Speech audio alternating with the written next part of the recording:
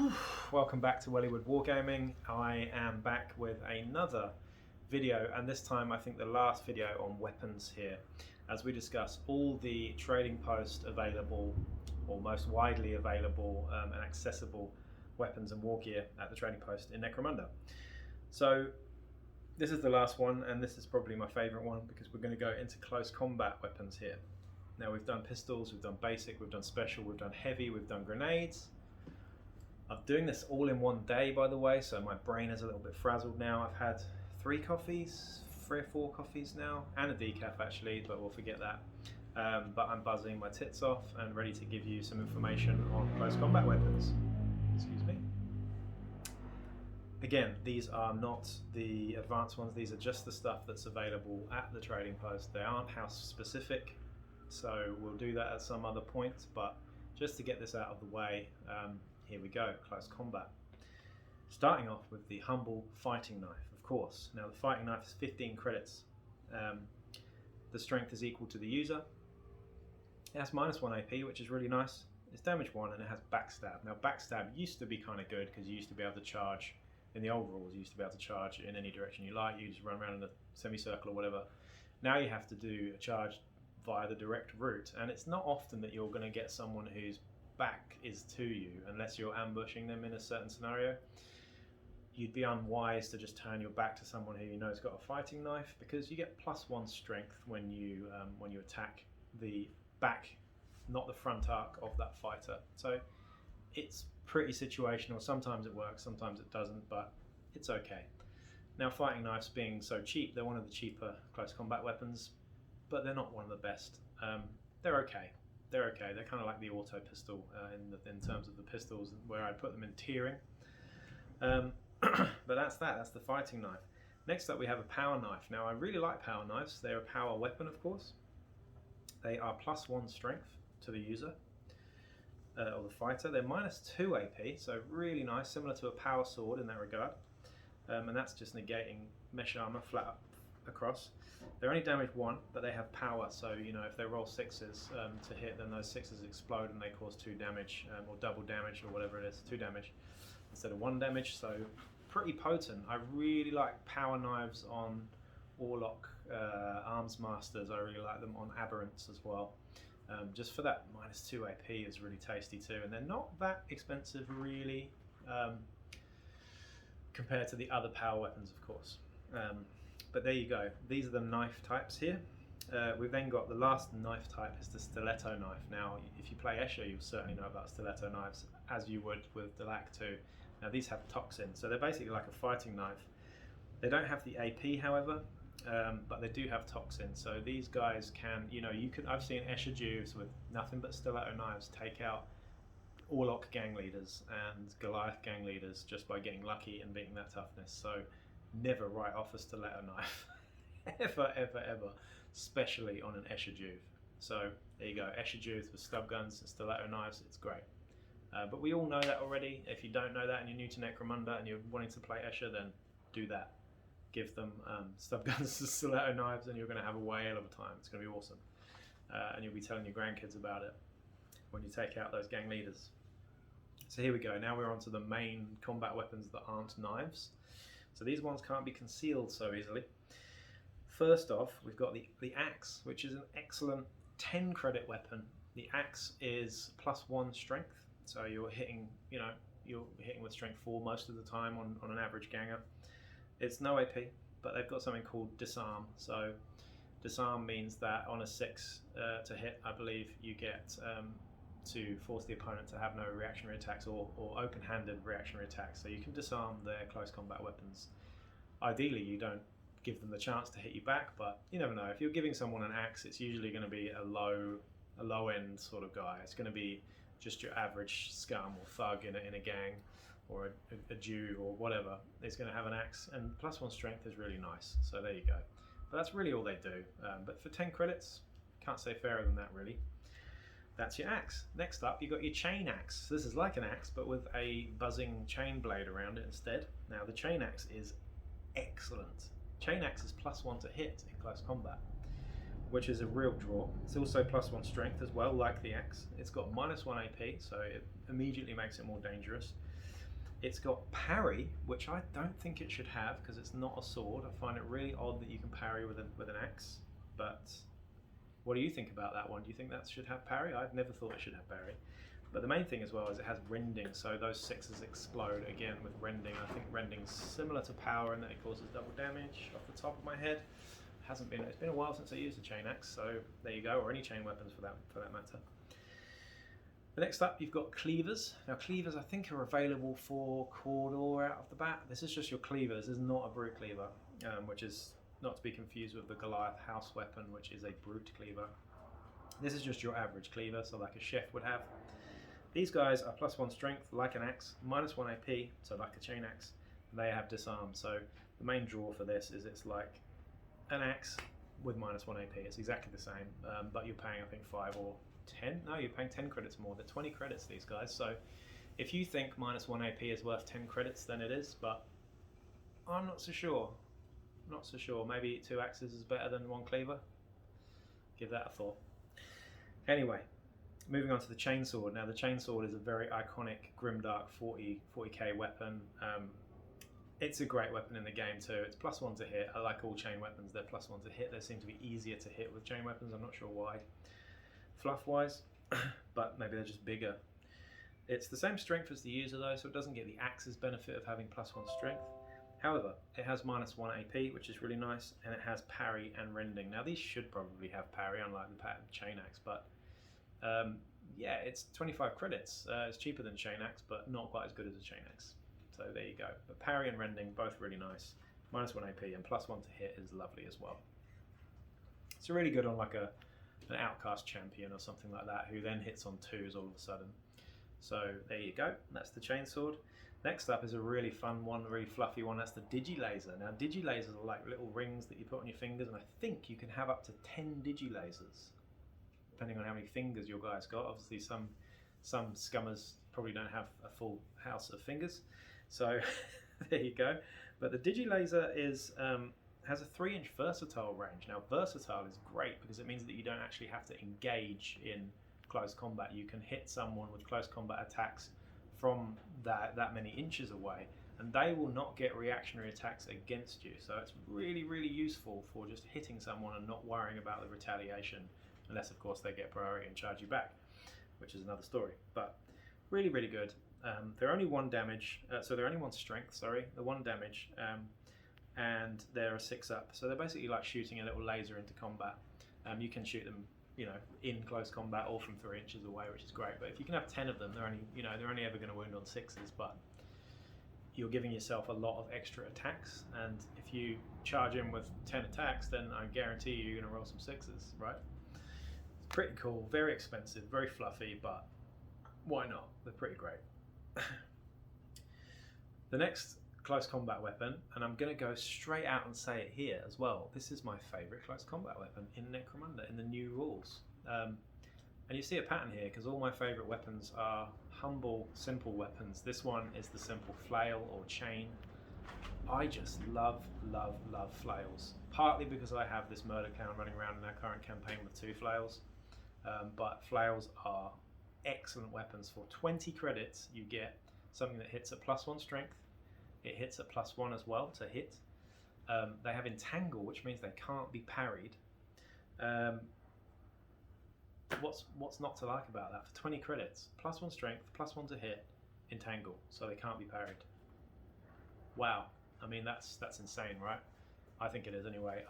What I think flails are best on is wreckers, all-up wreckers with a flail and a stub gun, because the wrecker jetpack gives you +1 to hit and +1 strength, so you're getting that doubled up with the flail, I think. So they're all of a sudden they're becoming very, very dangerous. 2 flails and you're just swinging them around like a maniac. It's awesome. I love, love, love flails. So A star for flails for me. After that we're going to the heavy club. So the heavy club's quite interesting. You don't see much use. I think that came out with the Cawdor list maybe. The heavy club is basically very similar to a maul. The only difference is it has concussion. And it doesn't give you +1 armor like the silly maul does, but we'll get into that in a minute. This one just has no AP, but it's 2 damage, so it's quite nice, and concussion too, so quite useful if you're hitting someone up on a highway, high bridge or whatever. We then got the maul, which is what I'm talking about now. So the maul is the same profile, but it's +1 AP. So everybody who reads the list goes, hang on a minute, that can't be right. Surely it means -1. No, it means +1. So if you're hitting a guy with no armor, all of a sudden he's getting a 6-up save.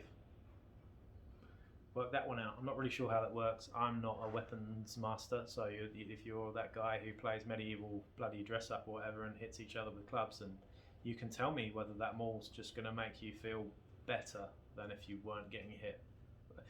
Is it worse getting hit with a big maul, or is it worse just getting punched in the face? I don't know. I would have thought the maul was worse, but apparently not. Then again, depends on who's punching you in the face. If it's Mike Tyson, then yeah, it's probably worse than a maul.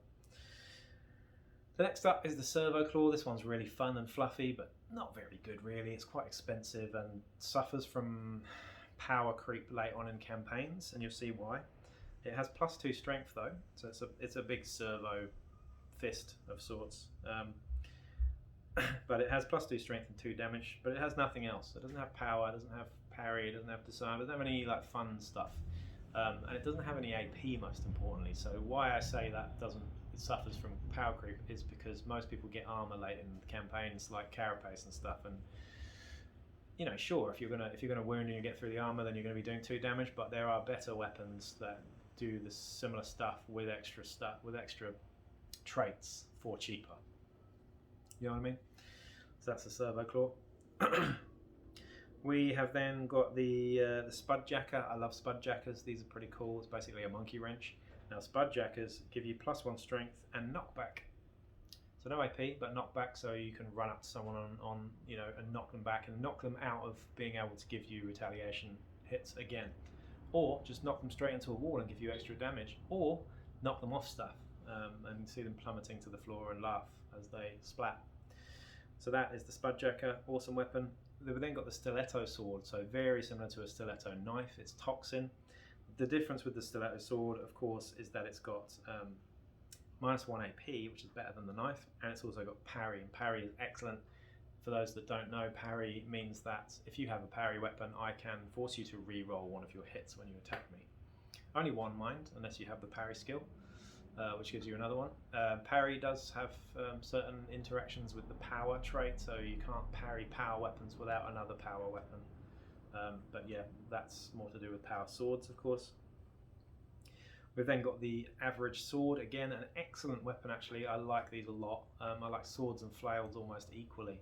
The sword, the reason why I like the sword is because it's got +1 to hit again, so really good on a ganger for making that 4-up go to a 3-up with weapon skill. They're also -1 AP too, and they've also got parry, so a flail and a sword is a really nice combo because they're both hitting on +1s. One has the AP, one doesn't. One can parry, one forces you not, you know, doesn't allow you to parry back. Nice little combo, that one. And swords are also 20 credits, so 40 credits for 2 very, very good weapons in my opinion. I've got one on my new champion that you're going to see in the new campaign, my Redemptionist Sister Novitiates. If I said that right, Novitiates.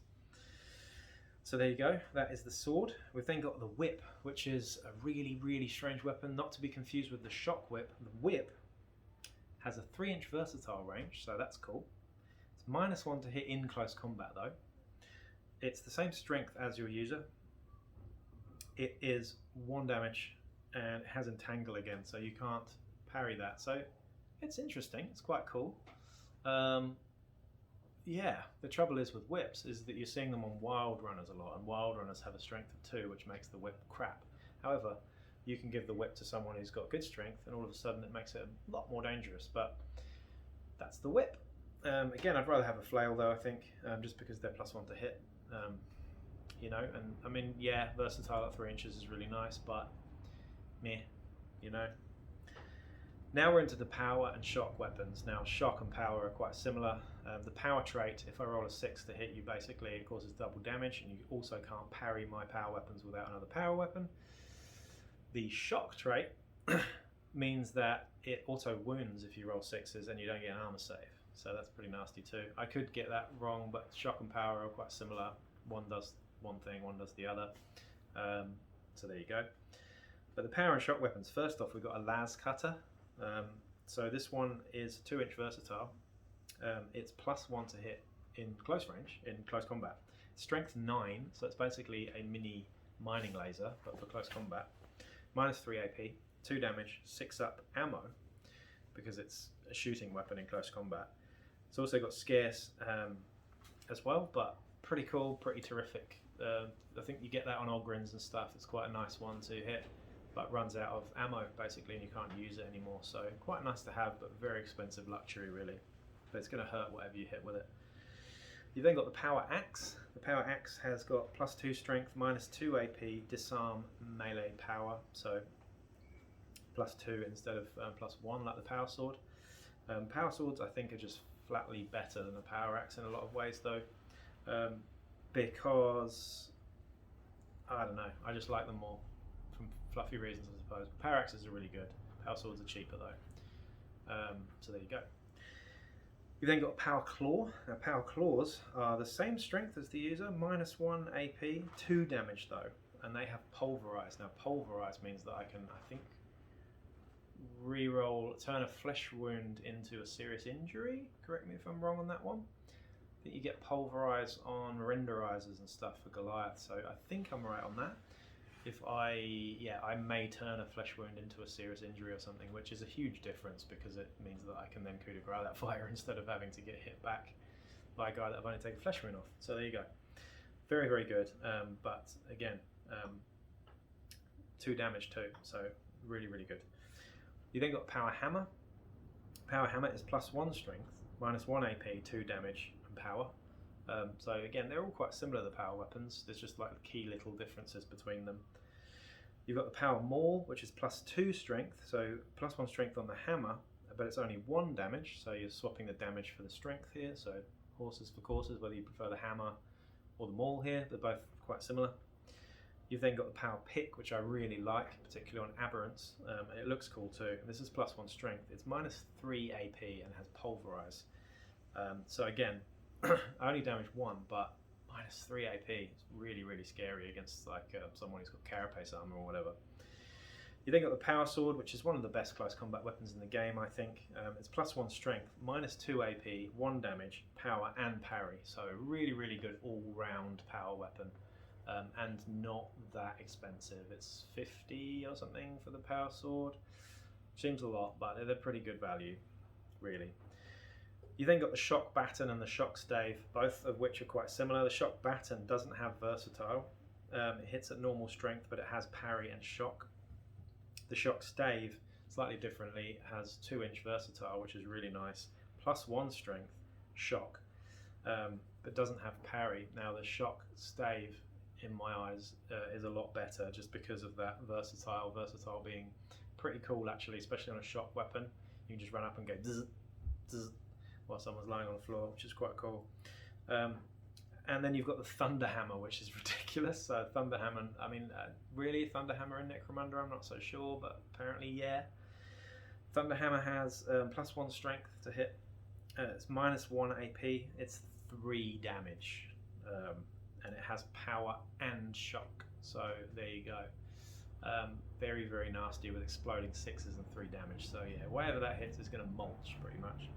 The last little category in the close combat weapons is two-handed weapons. Now most of these are crap to be honest, but I'll go through them anyway.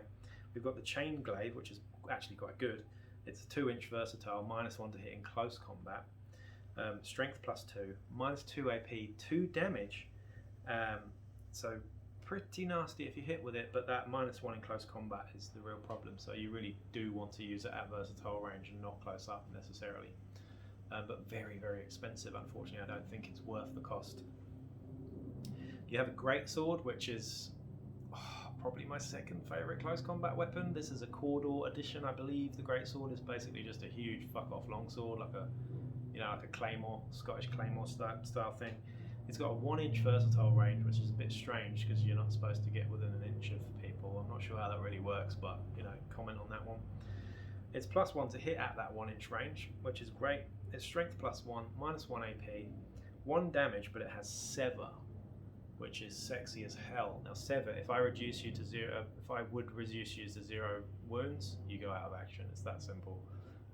So really, really, really great. And just having, versatile and sever, really, really nice. We've then got the heavy rock cutter, which is ridiculous. And we've actually got three things here. We've got the heavy rock cutter, the heavy rock saw, and the heavy rock drill. They're all sort of Gene Stealer cult mining weapons, basically. So the rock cutter is strength +4, -4 AP and 3 damage. The rock drill is strength +2, -3 and 2 damage with pulverize. We've then got the heavy rock saw, which is +1 to hit, strength +3, -3 AP and 2 damage with rending. So they're all quite different. I'd say out of the three of them though, looking at them, I think the heavy rock cutter at -4 AP and 4 strength is just, +4 strength is just overkill, it's great. We've then got the pole arm, which I think was introduced from Mad Dog Mono, who's the only guy who actually has the pole arm in the game. I'm not sure if you can actually get them on the trading post at the moment. I haven't seen them on Yak Tribe's thing, but Yak Tribe isn't everything, I suppose, but they are awesome. But the pole arm is a 2-inch versatile weapon. -1 in close combat, +1 strength, and that has just 1 damage, so nothing too fancy that one, but nice to have for a cheap close combat weapon. And last we have the 2-handed axe and the 2-handed hammer. Now both of these are quite crap for the price. They are -1 to hit in close combat because they are unwieldy, unfortunately, just like all the other 2-handed weapons. They're unwieldy. So it means that they take up 2 weapon slots, which is quite a pain. It means you can't use an offhand weapon or a pistol as well. I should have said that earlier when we were going into the 2-handed weapons, but yeah, the great sword really stands out as the better one, really, in a lot of regards, but it still takes up 2 weapon slots. So yeah, I mean, the 2-handed axe and the 2-handed hammer are like this. They're both -1 to hit in close combat. The axe is +2 strength, the hammer is +1 strength, but 2 damage and 3 damage respectively. So again, the hammer does more damage, the axe does more strength when it's going through. The axe doesn't give you anything, but the hammer gives you knockback, which is quite interesting on a 2-handed hammer with a big bomby knocker kind of style thing, which is cool. But there you go. That was me doing all of the weapons from the trading post. So I'm kind of exhausted now. I might have to just sit down and chill for a bit, but there you go. Please like, share, subscribe. I really hope you enjoyed that one. And I will get round to doing the Xenos and the other weapons, the house specific weapons at some point, but not yet. So wait, all right? Just wait and be patient. Anyway, peace out.